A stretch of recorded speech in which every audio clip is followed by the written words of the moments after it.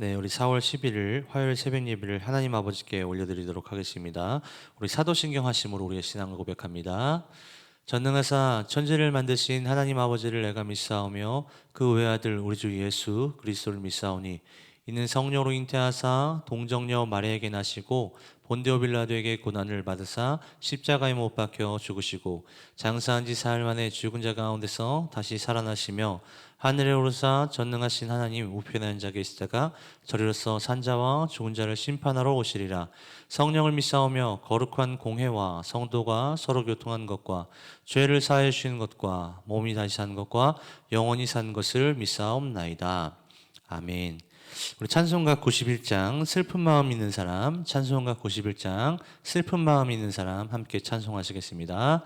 슬픈 마음 있는 사람 예수 이름 믿으면 영원토록 변함없는 기쁜 마음 얻으리. 예수의 이름은 세상의 소망이요 예수의 이름은 전국의 기쁨일세.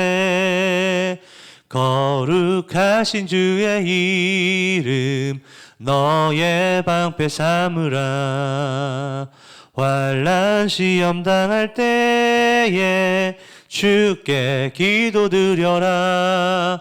예수의 이름은 세상의 소망이요 예수의 이름은 전국의 기쁨일세. 존귀하신 주의 이름 우리 기쁨 되도다. 주의 품에 안길 때에 기뻐 찬송 부르리. 예수의 이름은 세상의 소망이요 예수의 이름은 전국의 기쁨일세. 우리 갈 길 나간 후에 보좌 앞에 나가 왕의 왕께 경배하며 면류관을 드리리. 예수의 이름은 세상의 소망이요 예수의 이름은 전국의 기쁨일세. 아멘. 우리 함께 나눌 말씀은 사무엘상 18장 6절에서 9절, 사무엘상 18장 6절에서 9절 우리 한 목소리로 읽도록 하겠습니다. 무리가 돌아올 때 곧 다윗이 블레셋 사람을 죽이고 돌아올 때에 여인들이 이스라엘 모든 성읍에서 나와서 노래하며 춤추며 소고와 경쇠를 가지고 왕 사울을 환영하는데 여인들이 뛰돌며 노래하여 이르되 사울이 죽인 자는 천천히요 다윗은 만만이로다 한지라. 사울이 그 말에 불쾌하여 심히 노하여 이르되 다윗에게는 만만을 돌리고 내게는 천천만 돌리니 그가 더 얻을 것이 나라 말고 무엇이냐 하고 그날 후로 사울이 다윗을 주목하였더라. 아멘. 어떤 목사님이 그런 말씀하셨습니다. 자신의 두 아들이 있는데 한 아들은 달리기를 굉장히 잘하고 또 다른 아들은 말을 굉장히 잘한다는 거예요. 근데 그 두 아들이 우애가 얼마나 좋은지 서로를 칭찬한다는 거예요. 우리 형은 정말 달리기를 너무 잘하는 것 같아. 우리 동생은 말을 너무 잘하는 것 같아. 어쩜 그렇게 말을 맛깔나게 잘을 할까? 라면서 서로 칭찬을 하는데 중요한 건 그 목사님이 회중들에게 이렇게 질문했다라는 거예요. 정말 그들이 화목해 보이십니까? 정말 그들이 우애가 있어 보이십니까? 라고 이야기하는 순간 당연히 화목하고 당연히 우애가 있다라는 것으로 이야기가 진행될 것으로 예상했던 회중들은 갑자기 멘탈이 어떻게 된 거, 멘붕이 온 거죠. 소위 말해서. 무슨 말씀이신지 했는데 알고 보니까 그런 질문을 던지는데 회중들은 이제 이해하기 시작한 거예요. 뭐라고 질문을 던졌냐면 저 두 아들이 잘하는 것이 똑같을지라도 서로 칭찬했을까요? 였습니다. 다시 말해서 큰 형과 작은 동생이 정말로 동일하게 달리기를 잘했다면 서로의 달리기 실력을 칭찬했을까요? 라고 물어본 거예요. 또 바꿔 말하면 형과 동생이 둘 다 글쓰기를 잘했다면 정말 그들이 서로에게 칭찬했을까요? 라고 물어보는 거예요. 내가 잘하는 건 내가 잘하고 싶은 것이 다르다면 칭찬할 수 있지만 그것이 같다라면 칭찬하는 것은 다른 문제라는 것이죠. 저도 부끄럽지만 그랬던 경험이 있습니다. 저는 뭐 다른 거 잘하는 거 없지만 제가 정말 잘하고 싶었던 부분, 그리고 잘한다고 생각한 부분은 한 가지가 있는데 그것은 바로 글쓰기입니다. 글쓰기만큼은 남들보다 잘하고 싶고 남들에게 지고 싶지 않았어요. 그런데 제가 고신대학교 다닐 때 글쓰기 대회가 있었던 거예요. 그런데 그때 한번 내야겠다. 그래서 문화상품권을 타야겠다 해서 저는 도전을 했는데 아쉽게도 저는 뭐 떨어졌습니다. 근데 저와 지금도 연락하고 정말 친한 동생 녀석이 갑자기 도서관에 가야 한다고 그러는 거예요. 그래서 왜 그러냐고 물어보니까 자신이 그 글쓰기에 지원을 했는데 상을 탔다는 겁니다. 제가 너무 놀라운 경험을 했는데요.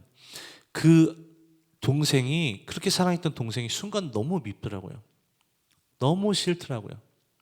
내가 잘하고 싶은 글쓰기를 제가 더 잘한다라는 어떠한 상장을 통해 결과가 드러나는 순간 너무 싫고 너무 안타깝더라고요. 여러분, 저는 사역자이고 설교자이기도 합니다. 설교자에 있어서 가장 잘하고 싶은 것은 물론 영혼을 더 사랑하고 싶은 것도 맞지만 그 외에 우리의 공적인 사역 가운데 설교는 뗄래야 뗄 수 없는 너무나 중요한 것이기 때문에 설교 잘한다는 말을 너무 듣고 싶어요. 그리고 설교를 잘한다는 것을 너무 인정받고 싶은 것이 저의 솔직한 현존입니다. 그런데 만약에 다른 분들이 저보다 설교를 잘하면 겉으로는 웃지만 사실은 행복하진 않을 것 같다라는 것이 저의 죄성을 통한 결론입니다. 그게 사실 저와 여러분들의 모습이기도 하고요. 그래서 그런지 모르겠지만 우리 목회자들은 서로가 서로에게 설교가 좋다라고 칭찬하는 법이 거의 없습니다.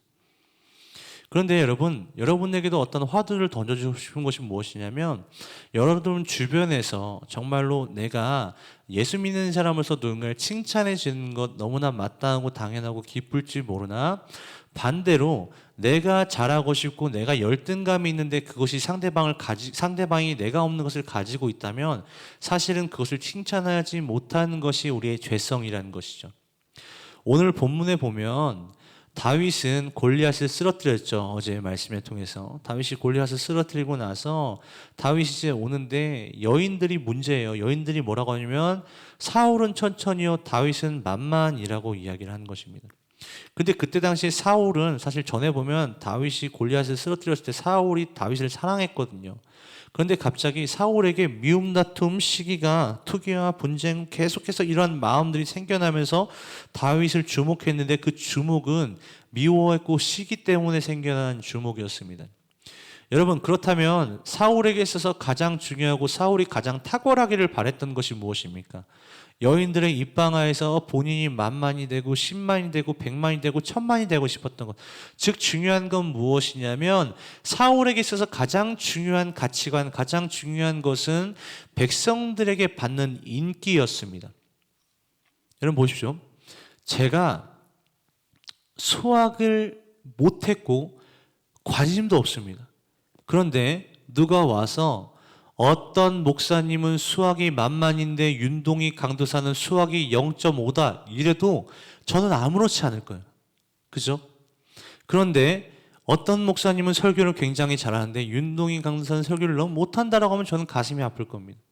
마찬가지로 사울에게 있어서 인기가 너무나 중요했기 때문에 마음이 힘들고 미움이 생겼다라면, 반대로 사울에게 있어서 인기가 중요하지 않았다면 사울은 그토록 다윗을 미워하지 않아도 됐다는 거 아니에요? 그죠? 우리가 살아가면서 사실은 세상의 가치관을 추구하게 될 때 우리는 미워해야 될 요소들이 너무나 많습니다. 왜냐하면 세상의 가치관 너무나 간단하고 명료하고 종류가 많지 않잖아요. 돈, 명예, 권력, 이 세 개 말고 세상적인 가치관이 추구하는 것이 무엇이 있겠습니까? 어떻게든 돈을 많이 벌어서 좋은 집, 넓은 집, 좋은 차 사고 외제차 사고, 권력, 그리고 학벌, 이런 것들 때문에 우리는 열등감을 느끼게 되고 남들이 나보다 좋은 대학교에 가면 질투가 나고 미워지기 시작한다는 것이죠. 그런데 우리는 알고 있습니다. 예수 믿는 사람은 그러면 안 된다는 거 알고 있어요. 그러면 알고 있는 것과 그것을 그렇게 살아내는 것은 다른데, 그렇다면 우리는 어떻게 하면 살아낼 수 있는가? 그것은 간단합니다. 우리의 가치가, 우리가 가장 중요시 여기는 것이 하나님이고 하나님의 나라가 될 때 우리는 이웃을 정말 전심으로 사랑하게 되는 줄로 믿습니다. 여러분 찾지는 않지만 빌립보서 1장 15절에서 18절, 빌립보서 1장 15절 18절 제가 읽어드립니다. 어떤 이들은 투교와 분쟁으로, 어떤 이들은 착한 뜻으로 그리스도를 전파하나니 이들은 내가 복음을 변증하기 위하여 세우심을 받은 줄 알고 사랑으로 하나 그들은 나의 매임에 괴로움을 더하게 할 줄로 생각하여 순수하지 못하게 다툼으로 그리스도를 전파하느니라. 그러면 무엇이냐? 거칠애로 하나 참으로 하나 무슨 방도로 하든지 전파되는 그리스도니 이로써 나는 기뻐하고 또한 기뻐하리라. 아멘. 사도 바울은요, 그리스도를 사랑했어요. 그리고 하나님의 나라가 드러나기를 바랬습니다. 그래서 심지어 어느 정도까지 이야기하냐면 사도 바울을 시기하고 질투해서 내가 저 사람보다 복음을 더 열심히 전해야지 하는 것이 심지어 그 동기가 순수하지 않고 나를 이기려고 하는 것이라 할지라도 결과론적으로 하나님의 나라가 전파되는 것이기 때문에 사도 바울은 나보다 더 복음 잘 전하는 사람이 생겨난다 할지라도 그 사람을 시기하지 않고 오히려 기뻐한다는 거예요. 행복하다는 겁니다. 이것이 진정한 예수 믿는 사람의 태도 아니겠습니까?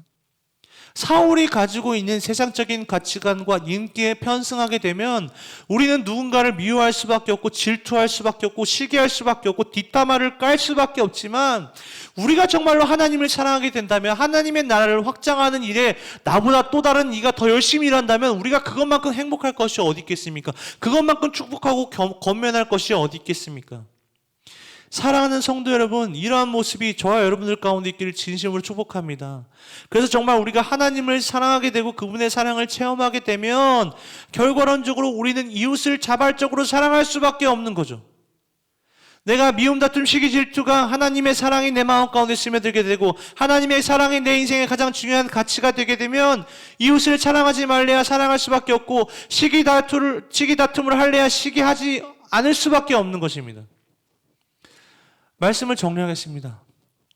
저는요, 누군가 저희 부부를 이야기할 때, 소위 말해서 평가를 할 때,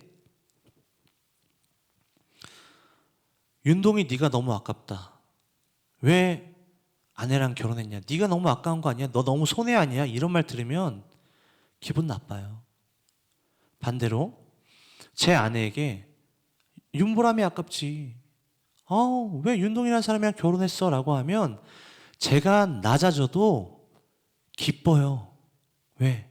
제가 사랑한 아내가 높아지는 것이기 때문입니다. 사울은 자신의 시기, 세상적인 가치관에 저항하지 못했기 때문에 정작 다윗의 높아짐을 기뻐해주는 어른으로서의 모습을 상실하고 시기와 질투로 자신의 인생을 오염시켰던 것처럼 저 여러분은 그러한 삶을 사시지 않기를 진심으로 축복합니다. 오히려 하나님의 사랑이 최고의 가치가 되고 하나님의 복음이 최고의 은혜가 되어서 하나님 사랑을 넘어 이웃 사랑을 하라는 최고의 계명 앞에 그것이 실현될 때에 심지어 내가 잘하고 싶었던 것이 겹칠지라도 내가 그들을 사랑하게 된다면 오히려 나보다 잘하는 것이 시기의 이유가 아니라 격려와 감격의 이유가 될 줄로 믿습니다. 저와 여러분들이 그러한 삶을 사시기를 진심으로 축복합니다. 이 시간 기도하실 텐데요, 하나님만 사랑하게 하여 주시옵소서. 그래서 하나님 우리의 최고의 가치가 되게 하시고 시시한 것에 시기하지 않게 하시고 오히려 시시하지 않은 최고의 은혜인 하나님의 복음에만 목숨을 걸고 나아갈 수 있도록, 그로 인해서 하나님의 사랑을 체험하고 이웃을 사랑할 수 있도록 도와달라고 이 시간 주님 한번 부르짖고 기도하며 나아갑니다. 주여, 하나님 아버지, 정말로 세상의 가치관이 나의 인생의 가장 중요한 것이 아닙니다. 돈과 명예와 권력이 내 인생에서 가장 중요한 것이 아니라 하나님의 나라와 의가 내 인생에서 가장 중요한 것이 되게 하여 주십시오. 사도 바울처럼 여유로운 마음으로 서로를 통용하고 아껴줄 수 있는 저희를 될 수 있도록 주님 붙잡아 주옵소서. 주님, 무엇보다도 시시한 것에 시기하지 않게 해주시고 정말로 서로를 사랑하는, 정말 이웃을 내 몸과 내 마음과 같이 내 몸과 같이 사랑할 수 있도록 주님 도와주셔서 정말 하나님, 주님께서 원하시는 공동체가 될 수 있도록 우리 하나님 붙들어 주시길 간절히 바라고 원합니다.